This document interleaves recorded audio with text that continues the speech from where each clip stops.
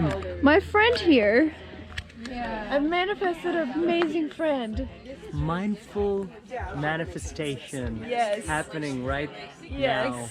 He wants to buy it's me the gonna end in crystal about- I've had on my head since I seen it. And we're in this And wonderful then- children of crystals. Yes.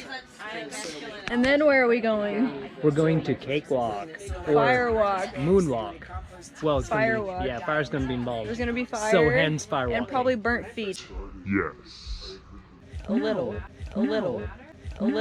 It's gonna be beautiful feed with a little bit of burns. I'm scared. You're welcome. Thank you. You're welcome. Gracie!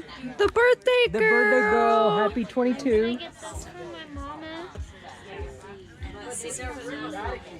This is fool's gold. Pyrite. The really cool part about this special piece is when you fold it over, it's its inner sparkle. It's the birthday The birthday girl right there. And you are Kari. Kari and Michelle. Coming to you live from Edmonton, Kentucky. Yes. All right, let's go for cakewalk. Cakewalk. It's gonna be over before you know A it. little bit of burnt feetsies and toesies. I'm nervous. I am nervous about this. I'm scared. We're an assumed risk activity, which is to say people have been hurt, people will continue to be hurt, that there is a risk involved. And we are of course going to do everything we can to help you manage and mitigate that risk this evening, but in and of itself, firewalking is a risky activity. All right, so thank you all for being here. Welcome to the Firewalk at the first ever Kentucky Yoga Festival.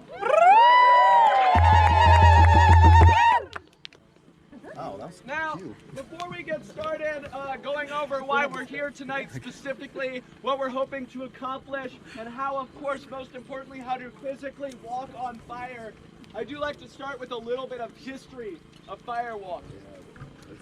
Firewalking is something that dates back, and in recorded history, dates back to at least to 3000 BC. The first written record of a firewalk occurred in 3000 BC between two Sufi shamans who were challenging each other to see who was the holiest of holy men. And so they walked on a lane of coals, and then they made it longer.